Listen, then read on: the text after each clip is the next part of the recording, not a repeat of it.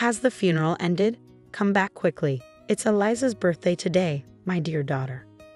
Lori, my mother-in-law, informed me about Shelley's passing at only 5 years old on the day of her farewell.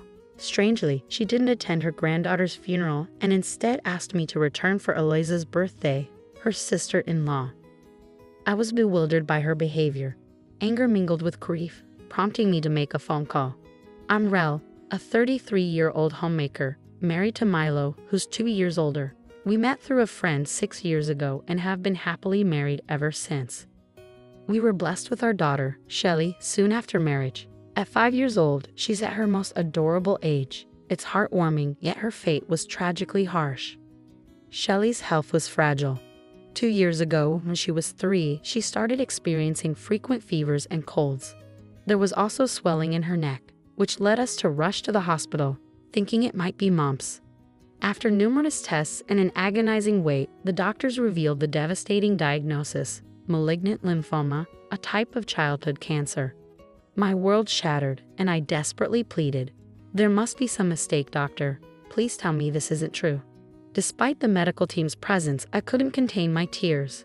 Immediate hospitalization was necessary. Even as we hurried home to gather essentials, I couldn't stop crying. Milo, my husband, cried alongside me but also urged, "We have to be strong. Shelley will pull through," his words filled with determination. We were briefed on the treatment plan, and I had to sign consent forms for procedures like blood transfusions and surgery. The grueling treatments commenced: endless IV trips, blood draws, transfusions, and chemotherapy. I quit my part-time job to be with Shelley at the hospital round the clock. Sometimes, Milo would take time off work to visit, insisting, "You need to rest too, Michelle, or you'll burn out." During his visits, I managed things at home or caught up on much-needed sleep to keep going. During the initial days at the hospital, Shelley cried often, but gradually she adjusted to the routine, crying less as time went on. The nurses praised her resilience. Shelley didn't shed a tear today during her injection, they commended. Despite the challenges of hair loss and weakness from chemotherapy, she never complained. Instead, she greeted us with smiles and happiness. Drawing became her solace. "Mom, Dad, look." Shelley proudly displayed a sketch of Milo and me in her notebook. "It's wonderful, Shelley," we praised. Her lively chatter in her hospital bed uplifted us. When her immune system weakened, she had to stay in a sterile room. But after a month, her condition improved, and she could finally come home for a brief respite. "I want to go back to preschool," Shelley announced one day. So we took her back after a long hiatus. Watching her play with her friends filled us with joy. Later, when my mom visited, seeing Shelley lively and cuddled in her arms made it hard to believe she was sick. "Mom, this smells like home," Shelley remarked, sniffing a towel that had been airing at home. Suddenly, she complained of a headache. "Let me check. Oh, you have a slight fever. Stay here. I'll make some soup." After tucking Shelley into bed and rushing to finish chores, the doorbell rang. Glancing at the monitor, I saw Lori. I instantly regretted not ignoring it. Lori's unexpected visit left me speechless. I wanted to ask, "What brings you here?" but held my tongue. Normally, having a caring mother-in-law would be a delight, but Lori, Milo's mom, was the last person I wanted to see. I imagined her retort would be, "Do I need a reason to visit my son's house?" If I dared to ask, "Do you have a hobby of harassing your daughter-in-law?" that might just confirm her suspicions. Since the beginning of our marriage, Lori had continuously harassed me, criticizing my lack of higher education and my appearance, mocking my height and supposed lack of cuteness. Her ability to wield hurtful words astounded me. In the past, my father-in-law acted as a buffer, reprimanding her behavior, which made things somewhat bearable. But after he passed away during our second year of marriage, Lori's mistreatment escalated. Left unchecked, she'd play petty tricks, like ordering steak for me despite my preferences or turning off the hot water while I showered. Milo's older sister, Eliza, a successful career woman married to a prosecutor, was the apple of Lori's eye. She often compared me unfavorably to Eliza, making snide remarks about our differences.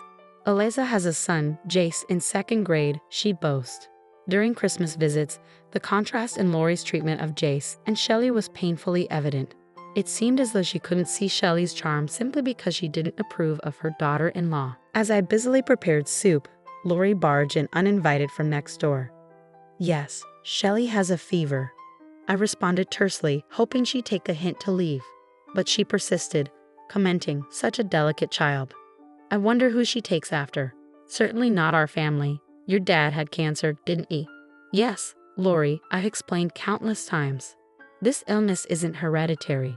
While my dad did pass away from cancer when I was in high school, malignant lymphoma isn't genetic, except in certain virus-related cases. How many times must I repeat myself? Is she losing her memory?" In the end, Lori merely glanced at Shelley, made her spiteful remarks, and departed. I couldn't help but wonder if she was suffering from dementia. After checking on Shelley, exchanging a few sarcastic words, I left perplexed by Lori's purpose. Perhaps she was just bored. For a year, Shelley moved between hospital care and brief respites at home. After about a year and a half of intense treatment, she finally completed her therapy, and we welcomed her back home. She returned to preschool, and we even enjoyed a family trip to the aquarium, where she walked around with boundless energy. I never lost hope in Shelley's recovery. However, when she turned 5, a year after leaving the hospital, my worst fears materialized. She relapsed. The treatments resumed, including spinal injections, radiation therapy, and battles with pneumonia and high fevers. I did everything I could to ease her discomfort, even undergoing a bone marrow transplant for her. Sadly, my cells didn't take, and her condition deteriorated. Then, the doctor delivered the devastating news. There's nothing more we can do. Further treatment would only add to Shelley's suffering. It was a heartbreaking realization that time with her was limited. We made the decision to bring Shelley home so we could cherish our remaining time together as a family. We indulged her every wish, from participating in preschool activities to playing with her friends. Despite her own struggles, Shelley's bright smile never faded, bringing joy to everyone around her. Mom visited frequently, offering her support during these difficult days. I had promised myself not to cry in front of Shelley, but sometimes emotions overwhelmed me, and tears would escape. During those moments, Shelley would ask, "Mom, what's wrong? Are you feeling unwell?" Despite her own pain, she remained remarkably caring, showing concern for me. I prayed for her happiness to last forever, for a miracle to save her, but sadly, my prayers went unanswered. Despite her outward appearance of health, Shelley's blood tests showed a worsening condition. She gradually lost the ability to walk. Yet we clung to hope, believing she would reach her 6th birthday. However, Shelley's health declined rapidly. She began to struggle with breathing, and the doctor warned us to prepare ourselves for the worst. Despite my efforts to remain composed, tears flowed uncontrollably. In a haze of grief, I whispered, "I love you," to Shelley. Despite her own weakness, she summoned the strength to utter her final words. As dawn broke and Shelley's condition worsened, the doctor tried desperately to save her. We pleaded for her to hold on, taking turns holding her in our arms, wishing for her to find peace. Shelley fought bravely, but eventually she slipped away from us. "Shelley, please respond. Open your eyes." I clung to her hand, which grew colder by the moment. There was no time to process my grief. I was immediately consumed by the whirlwind of funeral arrangements and preparations. Keeping busy seemed like the only way to hold on to my sanity. At the funeral home, I couldn't help but confront Lori, asking, "Are you not coming?" She simply replied, "The living matter more than the dead. Eliza is returning from abroad. It's her birthday today. You need to pick up the cake." Her callousness left me reeling, struggling to contain my anger. "At least bring a gift later. You must come, or I won't forgive you," I demanded. "As if you have the authority to forgive anyone," she retorted. Fed up with her excuses, I blocked Lori's number and reached out to someone for support.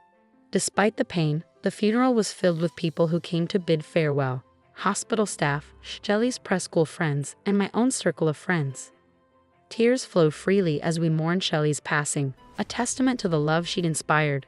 We adorned her coffin with her beloved sunflowers, and her friends tucked heartfelt letters inside. Milo stood strong as he represented our grieving family. Several hours later, Milo and I stood outside his parents' house. Despite Lori's desperate pleas for help as we entered, we ignored her and made our way to the living room. Inside, Eliza's family and a few relatives had gathered, their eyes fixed on Lori with disapproval. Eliza was the first to address us, offering her apologies. "I'm deeply sorry, Rel. We had no idea today was Shelley's funeral." After blocking Lori's calls, I had reached out to my sister-in-law, Eliza. Despite the ongoing tensions fueled by Lori's behavior and constant comparisons between Eliza and me, we shared a close bond, akin to real sisters. As an only child, I cherished Eliza's presence in my life, and her son Jace often played with Shelley even during her illness. Eliza frequently visited us, showing genuine concern. Unfortunately, this year, Eliza's work commitments abroad coincided with her birthday, overlapping with Shelley's funeral. While we were preoccupied with arrangements, we had entrusted Lori to inform her side of the family. However, Lori's misguided actions led her to inform relatives about a birthday celebration for Eliza's return, omitting any mention of Shelley's funeral. Upon her return, Eliza reached out to me again, only to discover that the burial had already taken place, leaving them waiting for our return. Amidst the somber atmosphere, Shelley's absence was keenly felt as Eliza and others mourned her loss amidst the awkward silence. Lori's words cut deep as she callously suggested, "You can always have another child." The most insensitive remark imaginable. In response, Eliza, with a fiery glare, grabbed the cake meant for her birthday and hurled it at Lori's face.